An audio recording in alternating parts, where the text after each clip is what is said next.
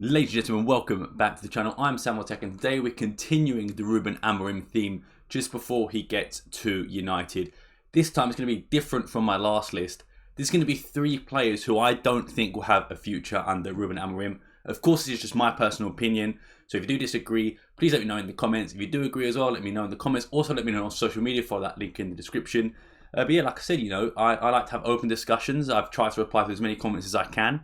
I appreciate all the positive things and even some negative things. I appreciate all sort of feedback. I'm open to criticism. So yeah, these are going to be three players that might not have a future under Ruben Amorim. Number one, potentially an obvious one, and that is going to be Casemiro. And obviously his record speaks for himself. He is one of the most decorated footballers in that Man United team. He's had a wonderful career, but at the end of the day, he is getting older. He is one of the biggest earners on the books of Man United, if not the biggest earner at Man United. And I just think he doesn't really suit Amorim's system. With the pivot in the midfield, you need to have a lot of fitness, need to have a lot of energy, needs to be good progressively. And I don't think Casemiro is any of those things. Of course, he's just old, and that's how football works. He's a leader in that United dressing room, and he's, like I said, the most decorated. But I think when you look at that Man United squad, you look at youth, and that's what Amorim will try and integrate to the team. You've got a lot of good midfielders in there already. Ugarte, Mainu, even guys like Eriksen, and maybe Mason Mount plays in one of them positions. I don't know, but I think Amorim's going to look towards the future and youth, and maybe go into the transfer market. Maybe bring someone like Morten Hjulmand along from Sporting, who said it's his dream to play in the Premier League one day. Maybe that'll happen, but I will say Morten Hjulmand does have an Arsenal tattoo, so that might be a bit of a difficult pill to swallow for Man United fans.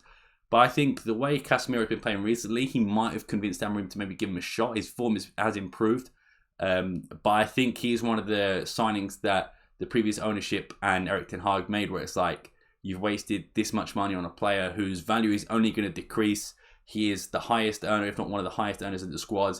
And it's going to be difficult to offload him, but I think that's what Amorim has to do as his sort of first job when he gets in there, is look at guys who he doesn't want. And I think one of them will be Casemiro. And I think he's just got to say, look, you're not in my plans. Either train with the B team or try and find a move, which he's done at Sporting before with a lot of players. So it'll be interesting to see what he does with Casemiro. Personally, I think Casemiro does not have a future in Ruben Amorim's team. I still think he could do a job somewhere. Maybe he goes to Saudi and gets one last big contract before he retires. Maybe goes back to Brazil or somewhere. Maybe goes back to Porto or somewhere like that. But yeah, I think Casemiro's future at Man United is in doubt. And I think, I think it's time to move on as well. I think you've got a lot of good youth players coming through. I think it's time to give Kobe Mainu a bit more freedom, and also give Ugarte more freedom as well in that sort of midfield pivot, which I think is going to, put them towards Man United's new midfield. And I think in order to do that, you have to get rid of someone like Casemiro. So, number two on the list, I think it's quite a controversial one. And I'm going to go with Luke Shaw. So, the reason I'm picking Mr. Shaw is because, to be honest, I think when fit, he is one of the best left backs in the world, not just in the league, but in the world. And he's proven that, and in contributions to England and Man United in general. But the issue is he just never fit. The amount of injuries he suffered makes him unreliable. And you know what they say, the best ability is availability. And Luke Shaw just doesn't have that. And you can make that case for a few Man United players in that team. But for me, I think Luke Shaw is probably one of the worst offenders of it as well. And in terms of Amorim's formation, his tactical structure, that left wing back position, you need someone who's going to play a lot of games, play a lot of minutes, who doesn't get injured a lot. He's going to have a lot of fitness, because if you've ever played in a wing back formation, and unfortunately I have had the unpleasure of doing so, you have to run a lot. You have to be at the top of your game, top fitness. You can't really afford someone who is injury prone, and he's had issues with fitness in the past. And I'm not trying to make judgment on Luke Shaw or anything like that. I'm just giving the information that's in front of me, and responding that to Amorim's tactics. So I think when looking at Luke Shaw, the injuries he's had, and to be fair, a lot of them stem from that leg break he had nearly 8 years ago now. And I saw a stat, I think it was might be Samuel Lucas, that said, Bruno Fernandes has like 20 appearances off Luke Shaw, and Luke Shaw joined in 2014, and Bruno Fernandes joined in 2020. So that is a crazy stat when you think about it, in terms of just how unavailable Luke Shaw has been for Man United. And in the tactics that Amorim plays, I'm looking at the Sporting team right now. Nuno Santos, great fitness, pacey player, also good on the offensive and defensive side of things. Even guys like Mateus Reis, who's a natural centre-back, still very good fitness, not really injury prone, has barely had any injuries at his time at Sporting as well. And even on the other side, the right wing backs, Jenny Katamo, Pedro Porro, those guys who are quick and have a lot of stamina. And I don't think that's Luke Shaw. And Luke Shaw is coming towards, his 30s. I don't know if he's already 30, but he's coming towards that end of his career. I don't know if it's time to move him on. Like I said, the best ability is availability. And I think he's probably another high earner at Manchester United as well. And I think in terms, if you want to stamp your mark on a rebuild, you have to make some tough decisions. Erik ten Hag thought he was doing that by getting rid of Ronaldo. Maybe that wasn't the issue. Maybe it was. I don't know if they're as good as they are with or without Ronaldo. Do you know what I mean? But I think Amorim's got to come in and say, look, if you guys aren't fit, it's nothing against you as a player. You're a great player, but you're going to be on the higher end of the wage scale. You're not playing a lot. Your lack of fitness doesn't fit my tactic either. And I think it will be time for Luke Shaw to go. And there's a few other players you can make that case for as well. Mason Mount is an injury-prone player, I think, as he's been at Man United. But I don't know if Amorim sees Mason Mount more as a winger in his system or as a midfielder. But he could be someone as well that Amorim says, look, you're not fit. So, either get fit or, go. That could be a case as well. He might say to guys like Luke Shaw and Mason Mount, look, you need to try and stay fit. Otherwise, you won't be in the team. And I guess being an injury-prone type player isn't that bad in Amorim's system. You look at guys like Jerry St. Just, I think he's probably missed like 2 seasons worth of football in the time that he's joined Sporting. There was a stat that I found that was like he's missed like 1.5, 2.5 actual full seasons just due to injury. So I think when you look at guys like St. Just, it's not the be-all end-all of being injury-prone. But if you're at the top sort of wage structure, which I don't think St. Just would be, and if you're supposed to be an important player in the system, you're always injured, then you're replaceable. And St. Just, to be fair, has been replaced by guys like Zeno de Bast, Diamonde, guys like Inacio, Eduardo Quaresma, all higher than him in the pecking order.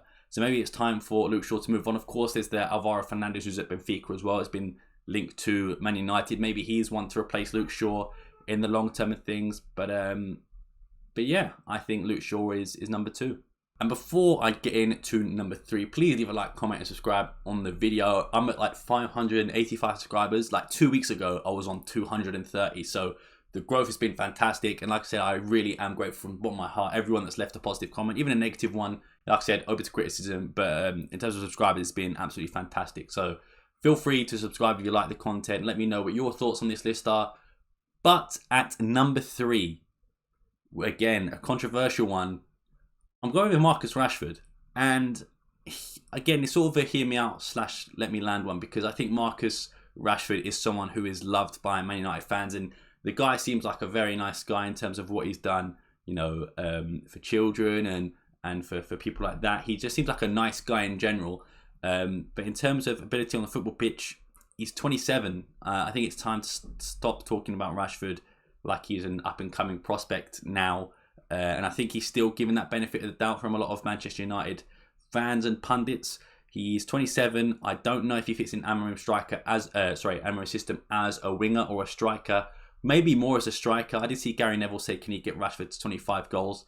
That's not an Amorim job. That's not what Amorim has done. You've got guys like Gyökeres who he's done it with, but he didn't do it with guys like Paulinho, guys like Thiago Tomas, guys like Slimani.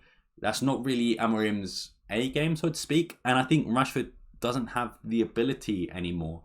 And that's no disrespect. Maybe it's a confidence issue. Maybe it's a Ten Hag issue. But I don't see Marcus Rashford progressing well under Ruben Amorim. I think Amorim's obviously going to give him a chance, don't get me wrong.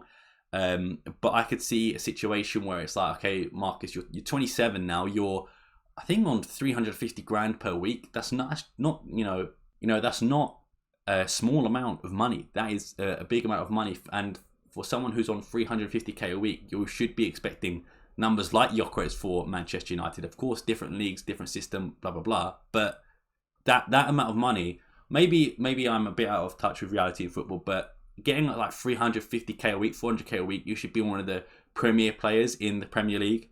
And to put it quite frankly, Marcus Rashford hasn't been that, and hasn't been that for a few years. Of course, maybe this is the dip in form, and it could be the case, but it seems like the last 2 years that it really hasn't had that great form-wise and great ability-wise.